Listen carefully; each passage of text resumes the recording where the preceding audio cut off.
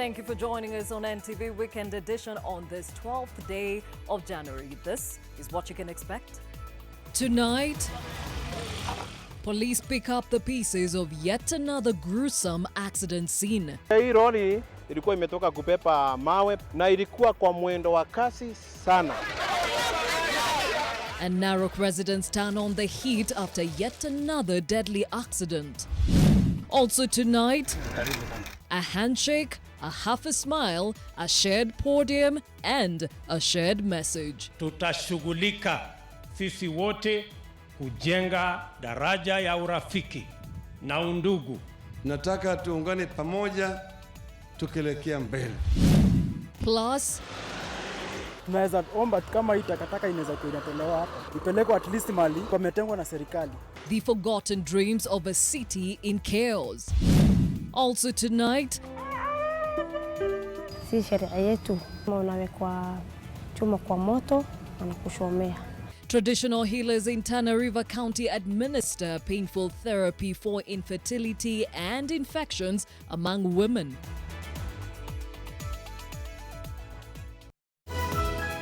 NTV Weekend Edition with Gladys Gachanja. Thank you for making time. Our sign language interpreter tonight is David Agondoa. We start off on a political note, and Raila Odinga has reiterated his support for calls for a referendum on the Constitution to weed out what he says are ills bedeviling the country. He spoke during a function in Kisumu that brought him face to face with the Deputy President for the first time this year, in the midst of the growing debate over claims that the handshake between him and President Uhuru Kenyatta has driven a wedge between the president and his deputy and was designed to lock out Ruto of the presidency in 2022. The change of guard at the Catholic Archdiocese of Kisumu brought together two leaders who have been dominating succession politics in Kenya in the recent weeks. Deputy President William Ruto was the first to arrive at the Uzima grounds, and shortly afterwards, opposition leader Raila Odinga. A handshake between the two, perhaps an indication of what many hope will be the thawing of otherwise frosty ties between supporters of the two. Sisi wote tumekubaliana sasa. Supporters of the two have been trading words over the implication of the handshake and the Building Bridges initiative on Deputy President Ruto's presidential ambitions. But at this event, that talk was conspicuously absent, instead the two choosing to focus on unity. Sasa tumekubaliana ya kwamba tutashughulika sisi wote kujenga daraja ya urafiki na undugu na umoja kwa Wakenya wote. Raila echoed the sentiments, emphasizing the need for the country to move together towards achieving developmental and transformational goals. Na tukasema tumepigana ya kutosha. Tunataka amani irudi Kenya. Hatuwezi kuendelea namna hii, Kenya itachomeka. Yale tulikuwa tunarushiana as part of our learning curve in our political climate. Now we have proper political hygiene in Kenya. But while they agreed on the unity front, talk of a referendum on the 2010 constitution was also prominent here. Tuangalie hiyo 80%, hiyo 20% tulipitisha. Sasa tuone tunaweza kukarabati namna gani iweze kushikilia nchi yetu pamoja bila ukabila, bila chuki. Kwa upande wa ugatuzi kuna malalamishi. Kwa upande ya uchaguzi tuna shida kila mara kwa mara. Kwa upande wa ufisadi kuna shida. Kwa upande wa ukabila kuna shida. Ni kitu gani iko mbaya? Turekebishe ili tuwe na nchi ambayo imeungana pamoja. At the same time, the two leaders acknowledged the church for its continued role of guiding the nation through the treacherous times, but also challenged it to do more in combating graft. The new Archbishop of the Archdiocese of Kisumu, Philip Anyolo, officially took over from the outgoing Archbishop Zacchaeus Okoth. Anyolo was gifted a new vehicle from the Deputy President and the President. Anyolo will lead the Archdiocese after taking over from Zacchaeus, who has served in that capacity since 1990. Brenda Wanga, NTV. Well, a group of ODM legislators have now hit Jubilee leaders critical of President Uhuru Kenyatta and his development record, saying they must respect the presidency. The leaders said they will defend the presidency at all costs. At the same time, Majority Leader in the National Assembly, Aden Duale, has broken his silence, also hitting out Jubilee leaders criticizing the president over his development policies. Duale says it was against the party's constitution, and we shall be getting that report from Lois Wangoi in just a moment. For now, has Wiper leader Kalonzo Musyoka's dominance in Ukambani politics waned? While the former vice president is facing a stiff challenge by three governors who say they will steer the community in a different direction. Isolated and facing a rebellion, critics say his hold on the region is considerably weakened. Political commentator Haman Manyora, however, says the country should not write him off just yet. Vincent Odwor with more. Wiper Party leader Kalonzo Musyoka's domination of Ukambani politics seems to be under threat after the formation of a new political alliance. The coming together of three governors, Alfred Mutua, Kivutha Kibwana and Charity Ngilu, are just the latest ripples of a storm that has been brewing since after the 2017 general election. The three say they will steer the community in a different direction and have been isolating the Wiper leader, even as two of them, Mutua and Kibwana, harbor presidential ambitions. Sisi tunataka siasa za Kenya ziwe za maendeleo. Na tuache kutishwa. Kwa sababu tukitisha tukaambiwa kwamba ukiitisha unaharibia mtu mwingine. Mimi ikiwa ninaitisha na yeye anaitisha na niharibia. Musyoka has remained an outsider and has struggled to fit in the new order following the unity deal between the president and the opposition leader. The phone was coming. Political commentator Haman Manyora, however, says ousting him as the supreme leader of Ukambani region will be a Herculean task. They have done good work for the Kamba people. But if they as much as attempted to run for president, this lady and two gentlemen will be dead on arrival. Kenyan politics for now rotates around Uhuru Kenyatta, Raila Odinga, Kalonzo Musyoka, Musalia Mudavadi, and you can't go beyond that for now. The political supremacy battles in the region have trickled to the county assembly. The governors have accused the county assemblies, dominated by Wiper MCAs, of stifling development projects and holding the executive hostage. On the other hand, they say the man they are saying is weak is giving them a hard time through MCA. Don't you see the contradiction? Because governors have money which Kalonzo doesn't have. But to the extent that they still see him as a threat, then I doubt that they can take him anywhere. Leaders allied to the Wiper leader have rallied behind him, maintaining he's still their leader and their candidate in the 2022 contest. They have also hit out at the Makueni governor, who is the interim Wiper chairman, for challenging the party leader. Toa viatu na uingie kwa ile chama ambayo unaona ni mzuri, wachana na chama ya Wiper. But he came like a crying baby. And we gave him a direct ticket. Little did we know that he was actually sent by his masters. Manyora says the move by Kalonzo to work with President Kenyatta and secure him a yet-to-be-fulfilled promise of a job as a special peace envoy to South Sudan still works to his advantage. If you are used to office, then all of a sudden you are nowhere. And for Kalonzo now is from 2013. It can be pretty difficult. So a job of whatever nature, and especially a continental job, it gives you some visibility. It also adds some wind into your sail. Kibwana and Mutua, who are serving their last terms as governors, will most certainly stir the political waters in the region. But there is no telling yet which way the region will go. Vincent Odwor, NTV. Away from that, Nairobi Governor Mike Sonko may have yet again tinkered with his 10-member cabinet, but The question in the minds of many is just how long the new team may last. Sonko's reign has been marred by resignations, suspensions and sackings, which have in most cases seen him operate with less than half of his senior staff. This comes at the backdrop of concerns from residents of the capital who say that the wars at the City Hall risk affecting the delivery of services. Silas Apollo reports. It is not a secret to many that Nairobi Governor Mike Sonko's reign has been nothing short of drama, tantrums and surprises. The county boss has in his characteristic style ruled the city in ways that his critics have termed as erratic. Constant sacking and fights with his officers and even outbursts which sometimes spill over to insults.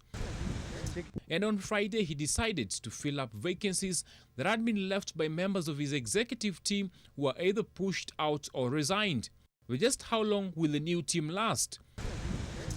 Sonko, while making the announcements in Kilifi County, warned the new team against engaging in corruption. Yoyote kati ya hawa ambaye anajua anakuja afanye ufisadi, afadhali asichukue hii position. Sitakubali uzembe na sitakubali ufisadi.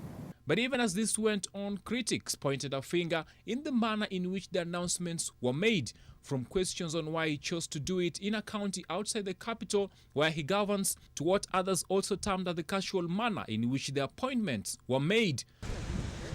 And in various parts of the city county, residents were still dissatisfied with the delivery of services, from broken sewers, uncollected garbage, and even insecurity. Security kwa hapa hivi haiko sawa vile. Juu unaona vijana wengi hapo wenye wako hapa kwa barabara pia. Days goes unapata unanyang'anywa tu simu.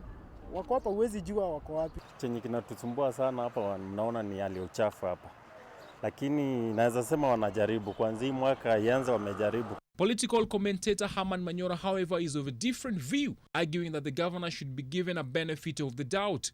Manyora says Sonko, just like any other governor, is still early in his term. And anybody who has been mayor in Nairobi, if they were to be honest with you today, they will tell you these interests in Nairobi are so deep and they go so high that you have a problem running in Nairobi. So you want to understand what's going on in Nairobi, and Sonko's move that looks sometimes comical. And as days turn to weeks, focus will still be on the county boss who has promised to prove his critics wrong and deliver on his campaign promises of improving the capital city. Silas Apollo, NTV. Now to that story we brought to you earlier, a group of ODM legislators have now hit Jubilee leaders critical of President Uhuru Kenyatta and his development record, saying they must respect the presidency. The leaders said they will defend the presidency at all costs. At the same time, Majority Leader in the National Assembly, Aden Duale, has broken his silence, also hitting out at Jubilee leaders, criticizing the president over his development policies. Duale says it was against the party's constitution. Lois Wangoi with more. The changing political landscape has seen the president's defenders coming from the unlikeliest of quarters. A number of ODM legislators have now placed a cordon around President Uhuru Kenyatta in the face of the political storm stirred by his critics inside his own party. As if Kiambu is the only place that pays taxes. All of us are expected to obey laws and to be respectful to our president. The ODM leaders say they will put up a spirited defense against the president's critics and that they would protect the presidency at all costs. All leaders, wherever they are, to be careful with whatever they are uttering in public and in private. Majority Leader in the National Assembly, Aden Duale, broke his silence for the first time since the storm that rocked the Jubilee Party, hitting out at the president's critics and with a message that all should respect the president's national mandate. Akisema ati wewe Uhuru Kenyatta lete maendeleo huko kwetu naitwa Central Province. Mimi namwambia huyo ashindwe. But in the North Rift, MCS drawn from 12 Rift Valley counties dismissed the handshake between President Uhuru Kenyatta and Raila Odinga. They claim their newfound unity had driven a wedge between the president and his deputy.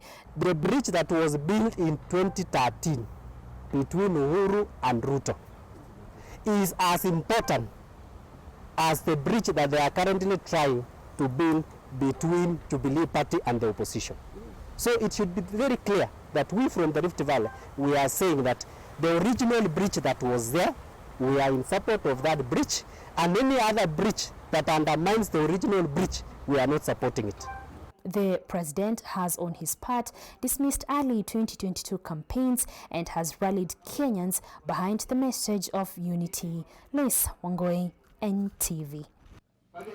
To the roads now, and 2 people have been killed and 3 others seriously injured in an accident in Embu. A driver of a lorry ferrying stones is said to have lost control of the vehicle at a steep descent. Now, the vehicle rolled several times, killing 2 on the spot. Eyewitnesses say the lorry was speeding down the slopey and winding descent, and residents claim the area is a notorious black spot and have witnessed several accidents that have claimed several lives. Earlier in the day, 6 people were seriously injured when 2 vehicles collided along the same stretch, and police have called on drivers to exercise caution when driving along that road.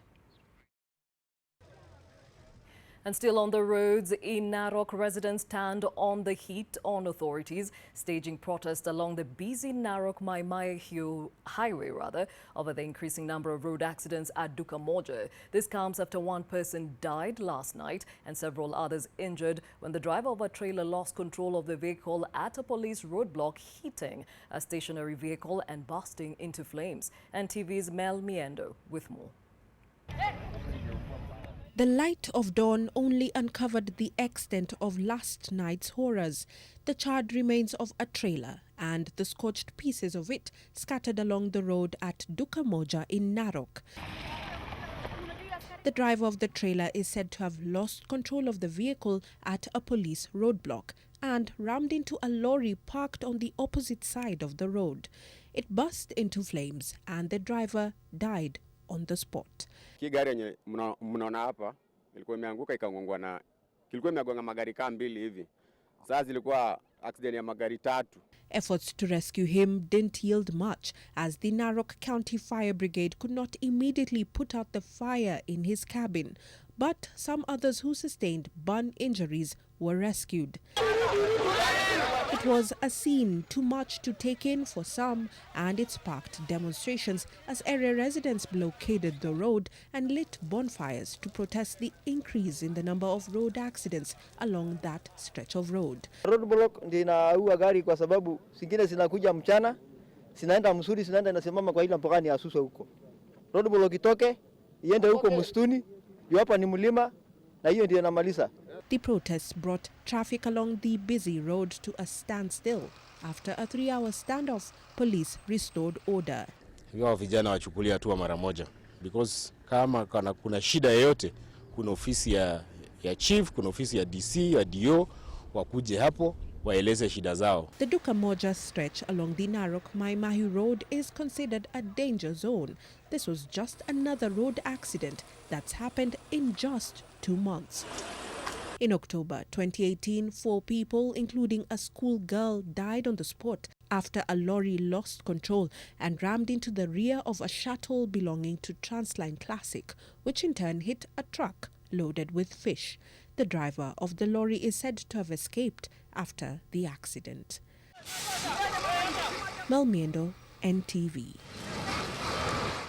To health matters after 4 months detention at a hospital owing to a 3.1 million shilling unpaid bill, Joel Marando now has 7 months to pay up, or his friend who helped secured his release during his title or lose his title did. Now, will this happen? This is just the painful reality for many Kenyans burdened by the prohibitive cost of accessing healthcare. But there could be better times ahead if the recommendations of a report by the Kenya Medical Practitioners and Dentist Board handed over to Health Cabinet Secretary Cicely Kariuki are implemented. The doctors recommend that the maximum and minimum fees charged by private practitioners be reduced by 20%. Eunice Omolo reports. Joel Marando, a road accident victim's relief is unmistakable. It's just been a few days since he was released from a 4-month hospital detention of an unpaid hospital bill of 3.1 million Kenya shillings. Tukatafuta mwenye hospitali, tukamwelezea bili ni, akatuambia kitu mtafanya, tafuta 1.7 kwanza, ndio tuongee. But his respite is only temporary. A friend who secured his release using his title deed now has 7 months to clear the balance before he too loses his land. Due to unavailability of an ICU bed at the Moi Teaching and Referral Hospital following his life-changing accident, he had to seek treatment at a private facility. Wakaambia familia yangu tungoje mwenye atatoka kwa ICU ndio mimi niingie ICU. Wakaona itachukua time. Na nilikuwa internal bleeding kwa miguu. Wakaanza kutafuta hospitali yenye iko na nafasi ya ICU. Joel's situation is just a snapshot of a bigger and more painful picture painted with the brush of misery for many families who have to contend with the high cost of accessing healthcare. This comes in the midst of debate to have doctors' fees reduced. Doctors have stood their ground that such a move to cut their earnings from private practice will not drive down the cost of healthcare. We would not tag along and say we are trying to work or to look at the private sector. We are not working in the private sector. We're looking at general. We don't have enough facilities. A lot of our Kenyans, if I get an accident, I might not have many choices of choosing whether I'm going to a public or private. I'll go to the nearest health facility. Calls for the government to improve service and equipment in the public facilities have also grown louder. For the ones who have been given to manage our public facilities, I want to beg them, let the equipment work. Some of them are not working because you want the patients to go to your private facility. Let not any patient who come to your hospital, you want to give them a note and tell them, I want to refer, you can come and see me in the afternoon there. Today, Cabinet Secretary Cecily Kariuki received the preliminary report from the Kenya Medical Practitioners and Dentists Board on the review of the Medical Practitioners and Dentists Professional Fees 2016. As the debate wages on, some of the proposals that have been made include the reduction of consultation fees from 5,000 Kenya shillings to 2,500 Kenya shillings. Charges for circumcision procedures to be reduced from 20,000 shillings to 5,000 shillings. Also, the proposal to reduce child delivery through cesarean section from 96,000 to 40,000 Kenya shillings. Eunice Omolo, NTV. Elsewhere, herders who lost more than 100 camels in North Hor Marsabit have a temporary reprieve after the government offered to buy them 300 camels to compensate them for their losses. The animals died after drinking poisoned water from a shallow well. The residents are, however, also asking the government to provide them with clean water to cushion them from the adverse effects of drought. From the air, an exodus of its kind unfolds on the ground below. Herders and their livestock are on the move from the searing heat and punishing drought in search of scarce water resources. This is after 2 boreholes broke down in the area. Under the stifling sun and harsh terrain, they have to walk for long distances to ensure their animals have just enough to survive the lean times. Ni eneo ambalo inakuwa na ukosefu wa maji mara kwa mara, na yale yaliyotokea wakati huu hajawahi tokea katika sehemu hii. But carcasses litter their path. These camels, sheep and goats died after drinking from a shallow well, whose waters residents suspect may have been poisoned. Herders devastated from the loss of their lifeline. But as they await results of tests from water samples taken from the well, the community can at least afford a smile and a Thanksgiving smile. The day's visitor, Labour CS Ukuria Tani, offered them a temporary respite. To our president for having remembered some of his residents of this country living in a very difficult circumstance, where their only source of livelihood are under threat. Aside from the 300 camels that will be given to the herders, the cows left behind may also have a chance at survival. A few days ago, they were quite devastated because they thought their life has come to an end because of the situation they were in. There are also a number of challenges in this area: water, a bit of insecurity because of proximity to the border. Those are concerns they have also raised with us, and we are going to give feedback to the relevant Ministry of Interior. The calves are between 2 days and 3 weeks old and still depend on their mothers to feed. We must make available, potable water, particularly through dams, boreholes, into proximities of these villages. The gift of camels may help ease their pain in the interim, but they hope that the government can do more with 30 million having been lost by the community. They hope that the government will do more to ensure that they have reliable sources of clean water. Leila Mohammed, NTV. After the short break coming up, hashtag the healing pain, a piece from Tana River will be coming your way. Stay with us.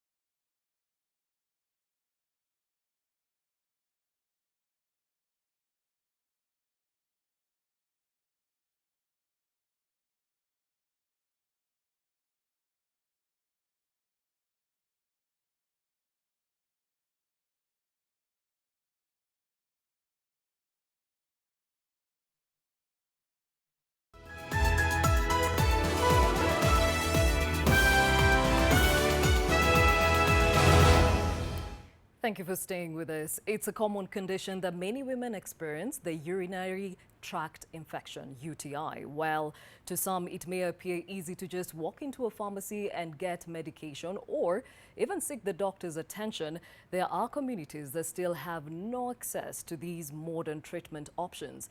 Women and girls from the pastoral communities living in Tana River County fall in this category. For these women, a UTI means a painful encounter with a traditional hot treatment, and get this, that involves inserting hot metal rods into their private parts. We would like to warn our viewers that some of the women's narration may be disturbing.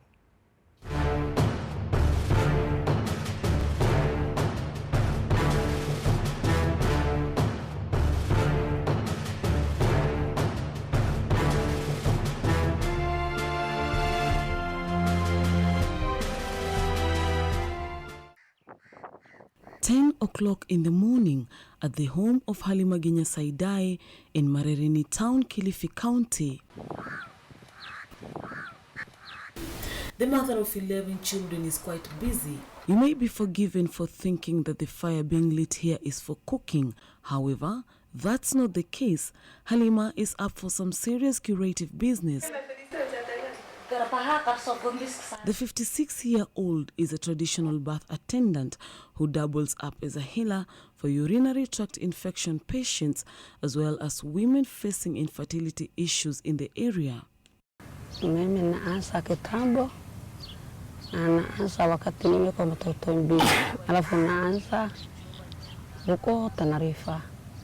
Alafu nakuja banda hii, watu Tanarifa nakuja hapa na shoma, wale wa hapa kaunti Kilifi pia nakuja hapa kwangu, saidia na shoma.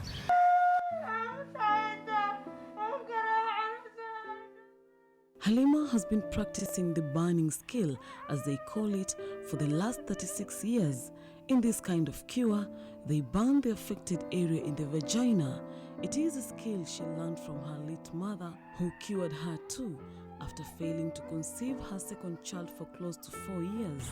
Wakati naolewa bana, nasaa mtoto kwanza, ya pili mimi nakawia kuzaa. Basi ameshoma mama, basi mimi nikapata mimba. Halima treats girls as young as 9 years old and women as old as 35 years. This is because most of the girls in Tana River County suffer the urinary tract infection, an infection that occurs in any part of one's urinary system. The infection here in Tana River is believed to largely affect women and girls who undergo female genital mutilation in the county, especially from pastoralist communities. Wakati natahiriwa, anashoma. Baada ya kutahiriwa, anaona anaanza kujikuna, naona anasikia uchungu, wakati napata damu nasikia tumbo nauma, basi hiyo nachoma. Cases za UTI ziko mingi, is one of the conditions ambaye locally iko kwa wingi. But now when you do that FGM, ukifanya that cut, it's now you are compromising the whole system. Unakuta wengine wakifanywa FGM, they will end up getting kama periods ilikuwa maybe inafanyika 2-3 days, now ina change. Maybe inaweza kuta mama ana bleed throughout. Because now due to that bleeding, infection may set in. Ndio sababu unakuta wanajikuna mara mingi. Fatuma Abdullahi, Halima's daughter, is among the beneficiaries of her mother's curing skills. She got the infection when she was 9 years old. Unajua mbele wakati niko mdogo anatahiriwa. Sasa hiyo ndani ametoka kitu kama jibu hivi. Najikuna natoka uchafu.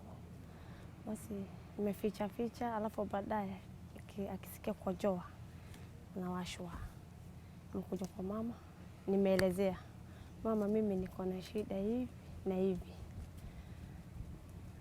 Na mama hajui mambo ya hospitali. Sasa ameniambia si sheria yetu unashomanga. Ambao unafanyaje? Anasema unawekwa chuma kwa moto anakushomea.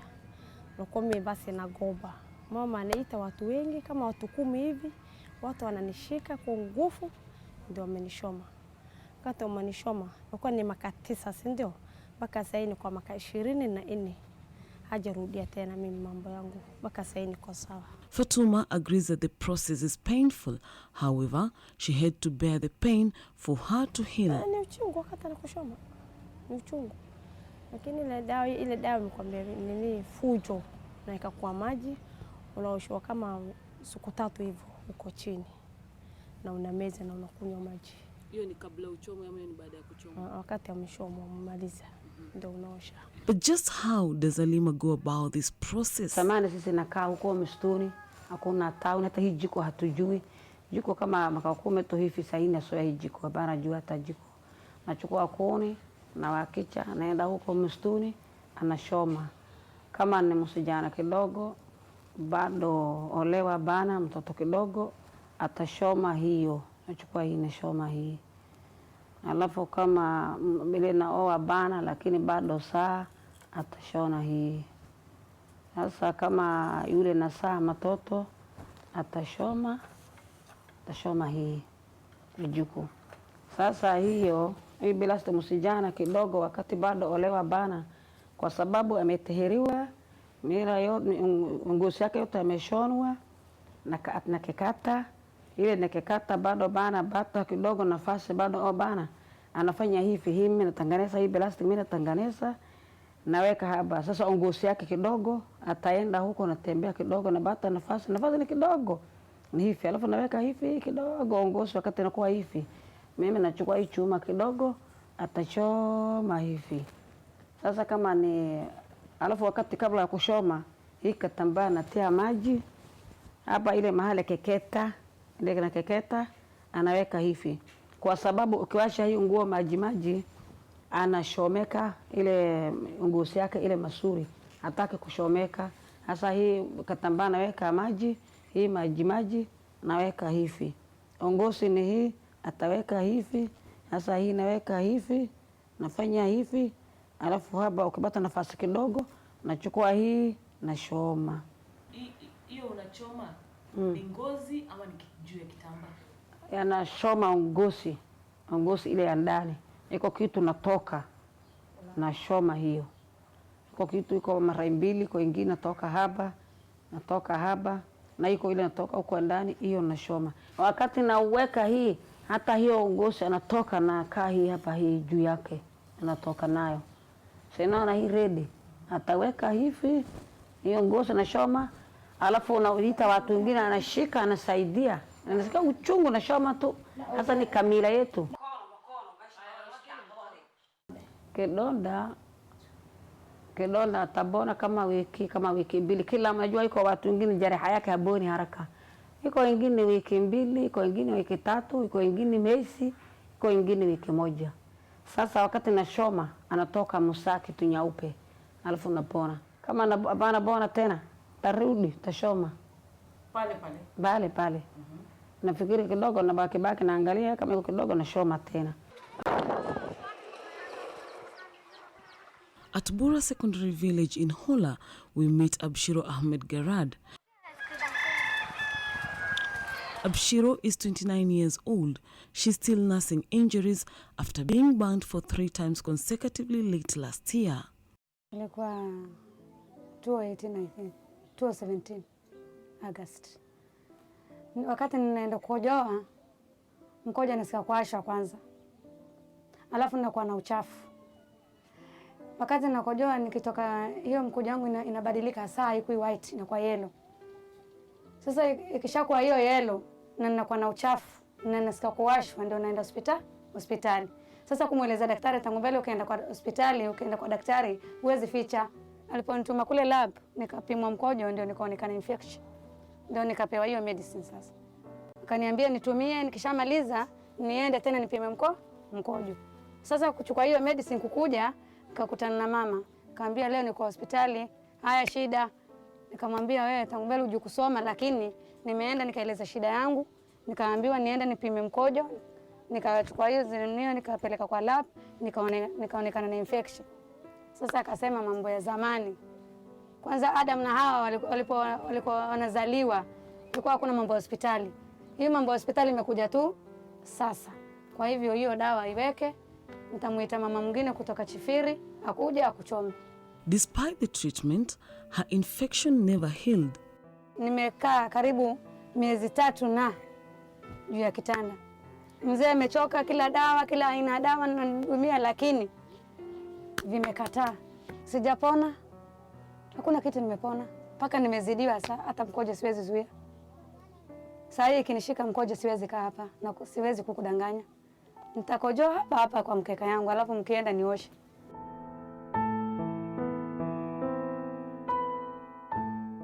Immediately after months of unbearable pain, Abshiro was burnt again in October. Wazazi wakakuja tena akasema huyu mama haponi na amekonda vibaya, bwanake atakuja kuoa bibi, afadhali tumchome ili aongeze mwili. Wazazi wakakuja tena wakanichoma, wanawake 6. Wengine amenishika huku, wengine matako huku, wakanikalia. Ile wamenichoma, baadaye nikarusha teka nikampiga mama mwingine kiuno. Hiyo ya August ilikuwa raha, sasa nimelala 3 months, lakini hii ya mwisho Oktoba ile nimechomwa, nimelala karibu 5 months na sijanona. As if that was not enough, the mother of 5 children was burnt again for the 3rd time, this time in search of additional number of children.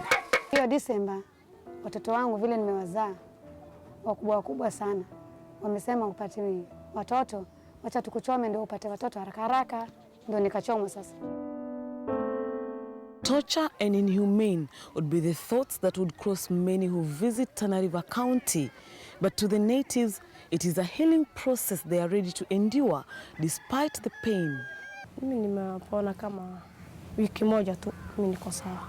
According to Ahmed Hassan, a nurse at the GK Prison Hospital in Tana River, UTI takes 7 days to heal for those who seek medical services from hospital. However, the locals here don't adhere to hospital medication. Unakuta leo anakuja, anakueleza shida zake za, anapima mkojo, daktari anamwona ako na UTI, anapewa dawa, lakini matumizi ya dawa yanaonekana iko chini kidogo. Na wao fikira lao wanasema ikichomwa huwa pale mahali lina heal na scar. Na ikiheal na scar ni kama sasa amepata permanent solution, hatapata shida tena za kutoka na uchafu. Anaona yeye sasa amepona kupona. Tunajua mama akipata mimba wakati wa kujifungua anafaa kujifungua na njia ya kawaida, asifanyiwe operation. Lakini unakuta wakati mwingine sasa due to that scar that now the vaginal canal inakuwa shrink. So inakuwa mtoto kupita ni ngumu. According to the World Health Organization, women and girls who have undergone type 1, 2, and 3 of female genital mutilation, that is clitoridectomy, excision, and infibulation, faces long-term health risks which occur anytime during life. One such risk is urinary tract infection, which if not treated, the infection can ascend to the kidneys, leading to renal failure. Additionally, the survivors experience pain while urinating due to obstruction of the urethra and recurrent urinary tract infections. Hebu fikiria la kuwa nje yako ya siri imechomwa with that environment, and then hii jua la huku kwetu. Most of them they end up complicating, wana develop infection, and then wanakuanga na shida mingi. Sasa anakuja na kueleza, okay daktari, nimekuja kwenu na mara mingi sikusaidika, tena nikaona nichomwe, lakini ile kuchomwa haikunisaidia. You get up, wengine wanapata mpaka now vaginal infection. Medical practitioners warn that when the urinary tract infection is not treated, it ascends to the urethra and the bladder and eventually affects some sections of the kidney.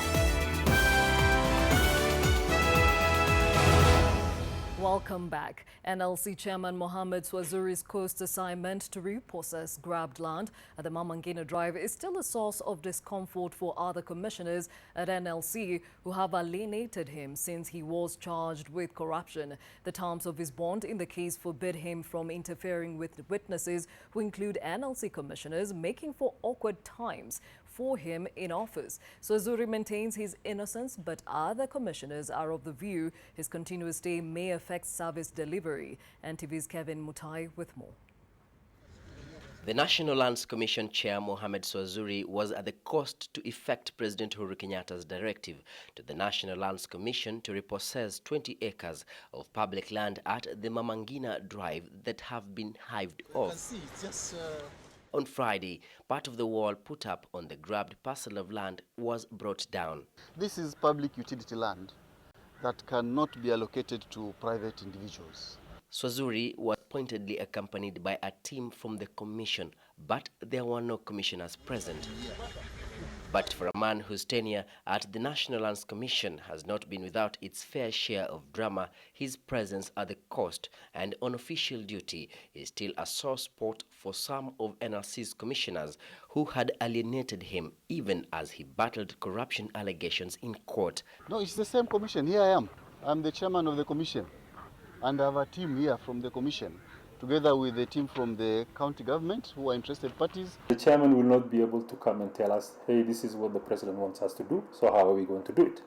Where it becomes necessary for more than one commissioner to attend a function, unfortunately, the chairman will not be able to attend that function. Even though the court granted him unconditional access to his office, he still cannot chair a meeting. The confusion at the commission may now hamper service delivery. The decision of the commission must be communicated even to the country.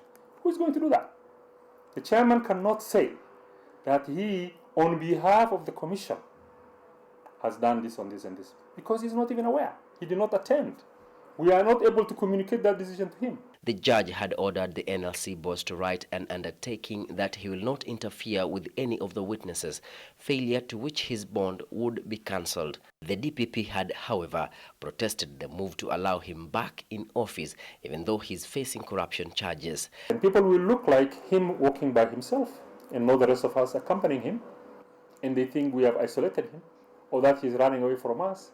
No, it is not any of those things. It is just the cause that said, don't get close to each other.